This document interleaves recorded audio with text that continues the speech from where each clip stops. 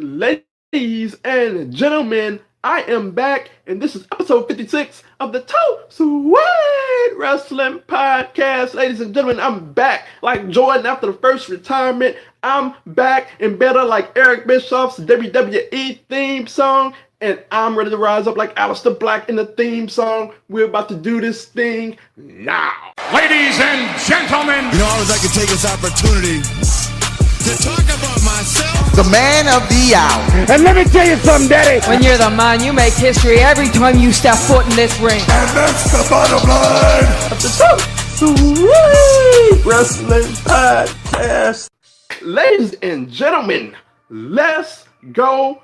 I am hyped. I'm going to jump right on into it. I'm not going to waste any more of your time. You know where you can find me. I got it listed in this video. If you don't know where you can find me, just check out all the spots on Twitter. So we're going to hop into best thing, funniest thing like we always do.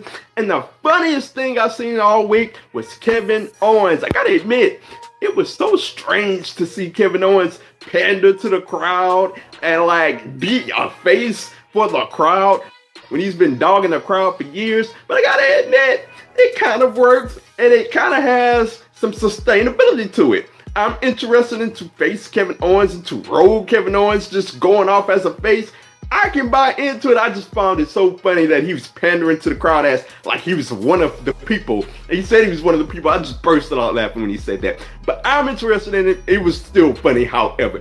Best thing I've seen all week, was Triple H cutting that promo on Dave Bautista. It started off kind of strange. I didn't like the Richard Flair stuff. I don't like that in wrestling, but it is what it is. He finished it very strong. He went at Batista, said he wasn't getting in the ring with the game. He was getting in the ring with the man. So I enjoyed every bit of that. Triple H cut a fire promo on Batista. I enjoyed every bit of that. That was best thing, funniest thing I've seen this week. So we're going to hop right on into this thing. It is the Fastlane, WWE Fastlane build, and it's the Fastlane preview and prediction show this week, episode 56, as I mentioned. So it has been quite interesting. I got to say that Fastlane, they need to get rid of Fastlane because it really hampers the build to WrestleMania. Fastlane is this Sunday. We're only a few weeks out from WrestleMania. So we got guys like Seth Rollins who needs to be building towards the WWE title. He's caught up in this build with the Shield. Asuka, who needs to be building toward the WrestleMania title matchup, is caught up in a feud with Mandy Rose, and the list goes on and on. And like, this really takes away from what we have with the WrestleMania build. If I'm not mistaken, I don't remember, but if I'm not mistaken, it used to just be Elimination Chamber, and we're on to the road to WrestleMania. We used to just have this entire month and what was left of February to build all the way to the beginning of April. And that was just glorious. Just this Fastlane main event, it just takes away from all the build. So we're about to hop right on into it. And boy, we're going to start right at the top. Charlotte Flair versus Becky Lynch for the right to get into the WrestleMania main event.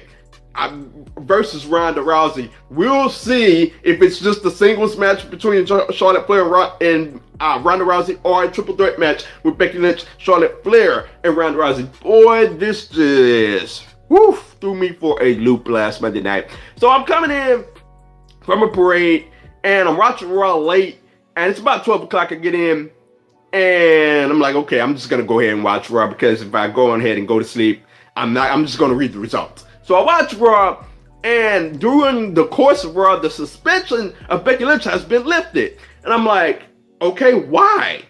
Like, this makes no sense. Where is Vince on all of this? He is the one that levied the suspension. How can Stephanie just lift it like that? Like, no explanation? You're not going to give me any kind of explanation on that. The suspension is just lifted. Just because. And not only is it lifted, you reward Becky Lynch, who has been showing up week after week despite her being suspended. You reward her with a title match. And I'm like, what kind of sense does that make? It is nonsensical, and it has been nonsensical. I'm going to get into that later on in this very topic. I'm going to get into it. So we have the parameters of the match, and it is that Becky Lynch has to sign a hold harmless agreement for her to be in the match. So now Becky Lynch has to sign a hold harmless agreement. You just have to stick with me here. At first, when it was Becky Lynch versus Ronda Rousey, they wanted her to see the doctors. Like if she didn't see the doctors, she was suspended. She got suspended because she wouldn't see the doctors. Excuse me. So now all she has to do is sign a hold harmless agreement and she gets to be in the match. Like, what is going on here? Like, I do not get it whatsoever. So we get to the final segment of the night. And there's Becky and there's Charlotte. And they're going at it. Then Ronda Rousey comes storming down. And the first thing Ronda Rousey does, and she starts making terms to the match. She's like, no, Stephanie, like, this is not what I wanted. I wanted you to put a Becky Lynch into the match. I didn't want to be taken away from it. And I'm just sitting there like, what? You don't get to make the terms? You vacated the title. That makes no sense. And Stephanie said as much. She said, you vacated the title. You don't get to make the terms. And Ronda said, well, no, I didn't vacate the title. That's not what I meant. And like, you don't get to lay the belt down as champion and say, no, that's not what I meant. No, you vacated the title.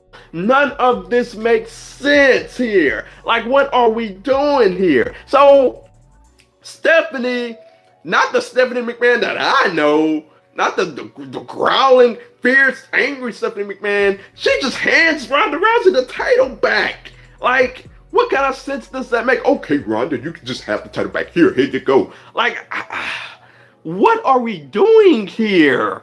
Like, you just give Ronda the title back and go, oh, okay, Ronda's the champion now again. So, Stephanie, she booked the match for the vacant title, Becky Lynch versus Charlotte Flair, and now the title is no longer on the line. We still have Becky Lynch and Charlotte Flair, but now it's for the right for Becky Lynch to get in the title match at WrestleMania. Like, what are we doing with our lives here? It's no longer for the title? Like, this makes no sense. Charlotte should be the champion. I'm at the point now from a storyline standpoint to where I think Charlotte should be awarded the title. It's the only thing that makes sense. Becky was suspended. Ronda laid down the title. So Charlotte should actually be handed the title here. It makes no sense. Like, sometimes, I swear, I just want to walk into the WWE creative room and just say, use your common sense. This is stupid. This is stupid. Like, you're killing me, WWE. You're killing me. Like, I give you 31 years of my wrestling career, and this is how you repay me with this storyline? You're killing me. And I hope y'all get that reference. If you frequent Twitter every day, you should get that reference. But back to the topic at hand. Like, there was actually something good to come out of this. Ronda Rousey turning heel. I've been calling for that for weeks now. On the podcast, actually, if you follow along on the podcast, I've been calling for that. And this goes all the way back when it was Becky Lynch versus Ronda Rousey in a singles match. I said, look, you need to turn Ronda Rousey heel. Because based on this fact, we're not going to stop loving Becky Lynch. It just is what it is. And at this point, the crowd wants to hate Ronda Rousey for the most part because she opposes Becky Lynch. So they just need to go ahead and turn her heel. It makes for a good Ronda Rousey character as well. I said on Twitter that she needed to go at the crowd. And she went at the crowd. And it was glorious. She turned heel. I loved every bit of it. It was phenomenally done. The beatdown on Becky Lynch. I wanted to see that too. We got a nice beatdown on Becky Lynch. That was well done as well. But Ronda Rousey did one thing that is just like a no-no in wrestling. If you go back weeks and weeks ago, Ronda Rousey said that she could beat Becky Lynch with her bare hands. Like, this was when they faced off. And Ronda got the mic back. Said she could beat down Becky Lynch with her bare hands. Now, you can file that under a wrestling term. You know, you kind of file that under wrestling. But Ronda Rousey said something to the effect of, I can go rogue on both of these girls, Stephanie McMahon, and you know it. And, like, you cannot say that Because once you say that, you cannot file that under wrestling terms. Like, everybody doesn't pick it up, but enough of us picks up the fact that Ronda Rousey is saying, yeah, if this was a real fight, I could beat both of you up. And we both know that to be true, but what you are basically saying is that if I lose this WrestleMania match, it's because I didn't go rogue. I could have went rogue, but I just let them win. So you kind of buried the competitors in the match when you say that. You cannot say that, or else once you say Charlotte Flair and Becky Lynch, like, why are they even there? Because we know Ronda Rousey has just stated it publicly to everyone that she can go rogue, and like, for the most part, her promo was well written, except for that part. I did not like that. You cannot say that in the wrestling ring when we know the match is predetermined already. You cannot say that and be like, okay, the only reason why I lost is because I didn't go rogue. You can't say that. So, other than that, we got a good Ronda Rousey heel turn, but we cut to Stephanie McMahon in the back. And Charlie, says that, Stephanie, don't you think that you did Ronda a favor? Because she did do her a favor. And Stephanie McMahon says, no, I didn't do Ronda Rousey a favor at all. Like, I'm sick to my stomach as to what Ronda Rousey did. She should be ashamed of herself. And I'm like, what is going on here? Am I in the Twilight Zone? And like, I didn't have the benefit of watching Raw while on Twitter, because I like to gauge the reaction of the people that I follow on Twitter, because I follow a lot of knowledgeable wrestling fans. And I like to gauge their opinion, and based upon mine as well, to determine the fact as if I'm being too rough on the situation or not. And I'm just watching this alone, and I'm freaking out, and I'm like, dude, this makes no sense. It is so stupid. And I'm wondering, am I being too rough? Because I don't have the benefit of looking at others' opinions here. And I'm watching this, and I'm like, you did do Ronda Rousey a favor. But now you're backstage and you're big fat Stephanie McMahon. Like, you want to go at Ronda Rousey? Not in her face now? Why don't you just go out there and suspend her for her actions? Like, I don't get that whatsoever, man. And Charlie asks her, do you regret any of your moves? And Stephanie says, well, that's tough to say right now. I want to just wait back and see what happens. What are you waiting back for? Like, I don't get any of this, man. And it has really, I told people, and it wasn't just me, it was a lot of people saying it at the time. When Charlotte got added to the match, there was a contingent that was saying, you know what, it just needs to be Becky Lynch versus Ronda Rousey. And there was a contingent saying, well, no, Charlotte, why y'all tripping? Charlotte adds to the storyline. And I told people, like, this is going to get complicated. And I've been saying for quite some while, and just not me, many people, I've been saying for quite some while that WWE is going to overcomplicate the situation when they had it simple from the start. Becky Lynch versus Ronda Rousey. Becky wants to be the man again. Ronda Rousey is currently, quote unquote, the man. And to be the man, you gotta beat the man. People were eating that up. It was on fire. And they went and they complicated it. They added the McMahons. They added Charlotte to all of this. And now it makes no sense. And week by week, I'm losing interest into a match that I thought I'd have huge interest in. Becky Lynch versus Ronda Rousey. Now it's Becky Lynch versus Ronda Rousey versus Charlotte eventually. And they had, the crazy thing is they had the out to make it the triple threat in the Royal Rumble when Becky Lynch got added by someone that wasn't a McMahon. All Charlotte had to do was come out and say that a McMahon didn't add her, a person of authority didn't add her, so I should be added to this. That's all they had to do. Instead, they went all the way around the world to get us this stupid match that we have now that I gotta make a prediction on. So I expect it to be a phenomenal match, but Becky Lynch versus Charlotte Flair. Obviously, Becky Lynch is winning here, but it makes no sense because you can't have Becky injured Lynch, and that's another thing. Why are they still selling this injury? Becky Lynch is doing this armor. She's bending her leg. She beat down Charlotte at Survivor Series or whichever pay-per-view it was when she went ham with the crutch. I can't remember which pay-per-view it was. She already knows all the injury, and they still have her out there, quote-unquote, injured. So you're going to have an injured Becky Lynch beating Charlotte Flair at Fastlane, to which all this blows my mind at how they've screwed this up. Just impossible. So moving on, we have Daniel Bryan versus Kevin Owens, and this is another storyline that has a lot going on to it. Kevin Owens took Kofi Kingston's place, And it created quite the conversation. Pretty much all of the kind of conversation has been, well, I guess they're going to go with Kofi at WrestleMania, to which I'm all for that. But we have Kevin Owens as a face here, and the momentum he has, the crowd really loves him as a face. But if you're going to debut him as a face, why have him debut in such a heel manner with Vince McMahon giving him the match? Like, he debuted as a heel, but they want him to be a face. I don't mind face Kevin Owens. Like I said earlier, I think it's very believable. It's funny, but it's believable. I buy it. But we have Daniel Bryan versus Kevin Owens here, and like, something has to give here.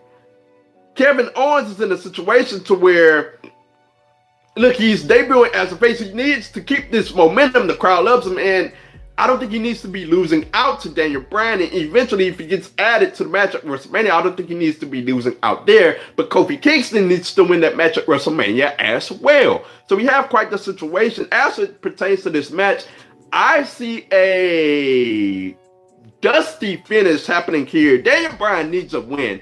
He takes so many losses as champion to where he needs a win right now. It's much like Johnny Impact in took so many clean losses in Impact, to where he needed a big win, and he got it in the most recent pay-per-view or special on Impact. I think Daniel Bryan needs a win here badly, and it's going to come in a dusty fashion. He's going to get the win here against Kevin Owens. Going to come in a dusty fashion. Kevin Owens is going to have a case to have a rematch, and I think that's going to go down at WrestleMania. It's going to be another triple threat at WrestleMania. Kevin Owens versus Daniel Bryan versus Kofi Kingston. That is just my opinion.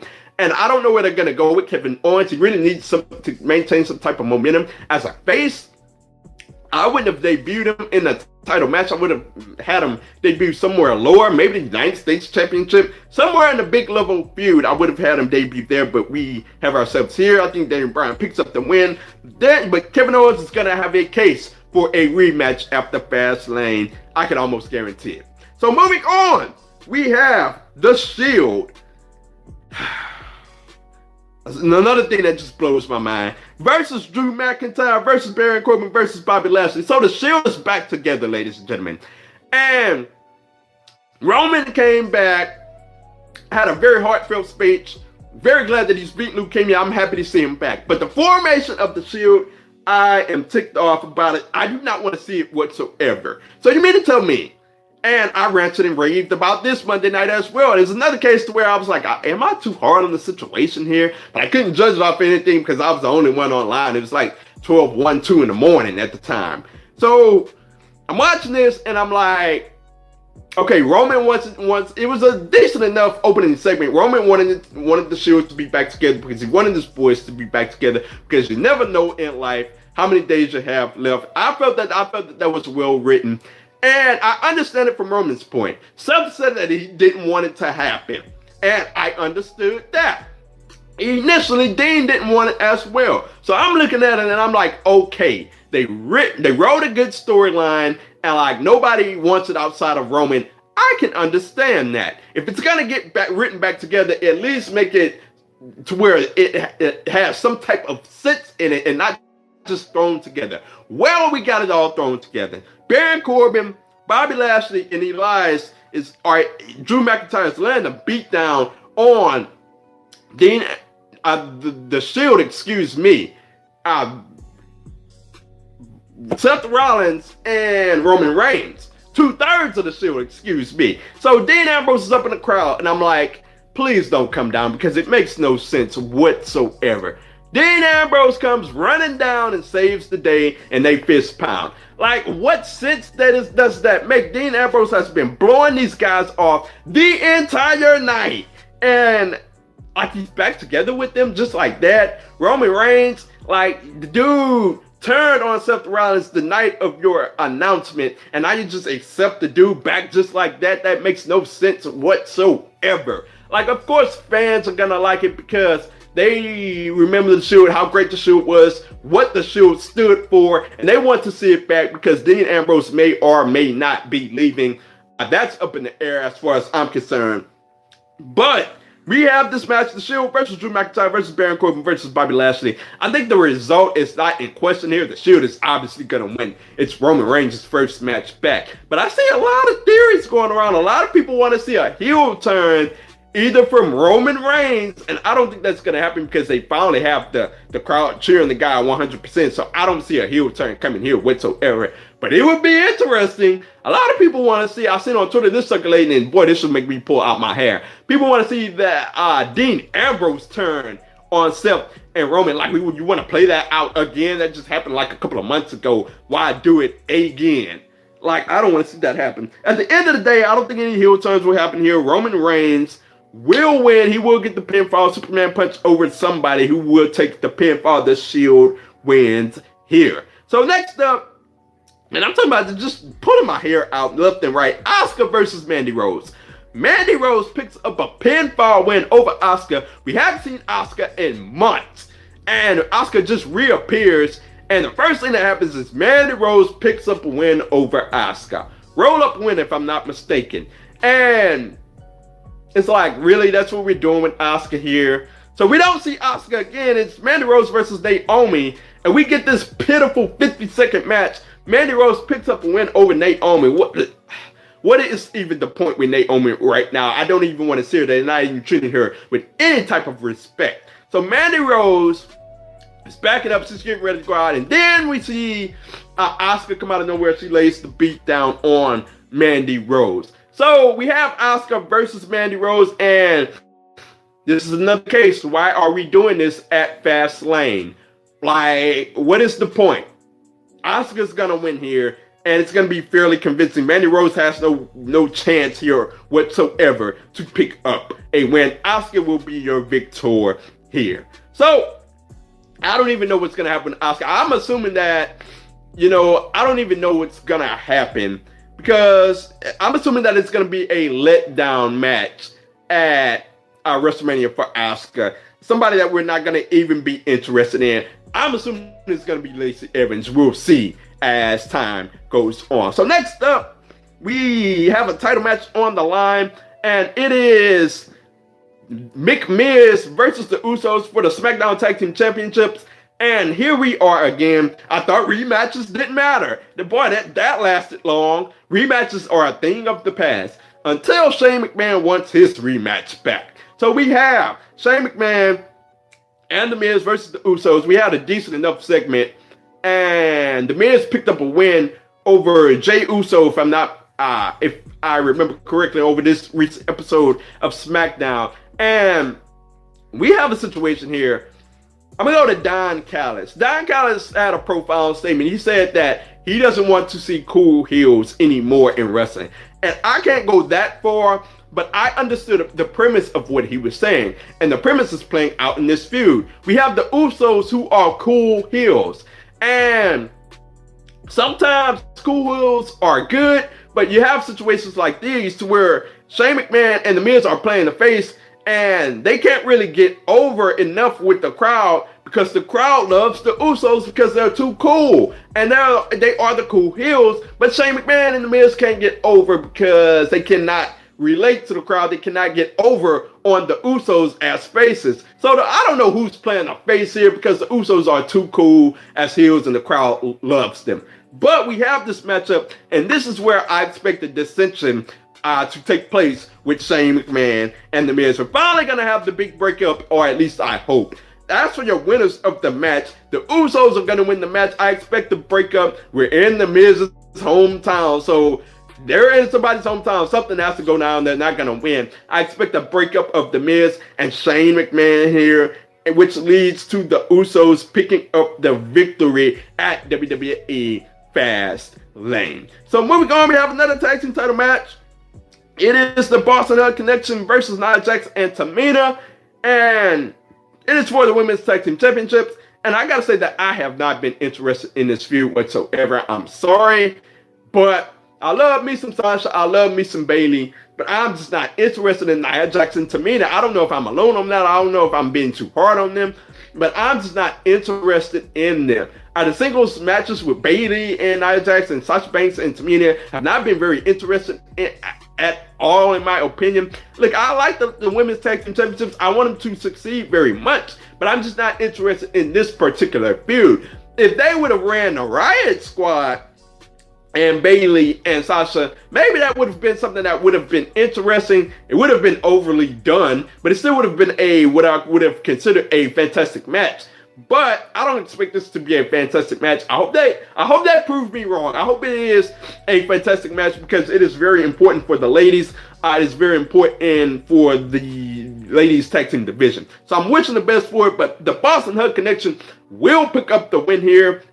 It is their very first title defense. They will pick up the win here. So next up we have the Revival versus Aleister Black and Ricochet versus Bobby Roode and Chad Gable in a triple threat match for the tag team titles. This came about when we had the Revival versus Aleister Black and Ricochet, and Chad Gable and Bobby Roode got involved, and once that happened, you're like, okay, we're gonna have a triple threat match at Fastlane. So here we are. This qualifies definitely as a show stealer. Look, I consider the term show stealer. You cannot be the show. Like Becky Lynch versus Charlotte Flair cannot qualify as show stealer, in my opinion. This does qualify as show stealer to me, and I think it's going to be a phenomenal match. I don't really enjoy Aleister Black and Ricochet being a tag team. They're doing a good job per se. I don't hate it. I really think that they should have debuted as singles characters, because them as a tag team, it really takes away from each other, if you ask me, because I think they are much better as single stars, and we'll see how it all turns out going forward. I expect it at the least to be a phenomenal match, but at the end of the day, I think this result is fairly obvious. The Revival just won the tag team titles. They have been struggling to pick up victory, so they need a victory, much like Daniel Bryan needs a victory. They're going to win, and Bobby Roode and Chad Gable is in this match to take the pinfall, because you can't have Aleister Black and Ricochet taking the pinfall this early into their debut. So the Revival will pick up the victory here.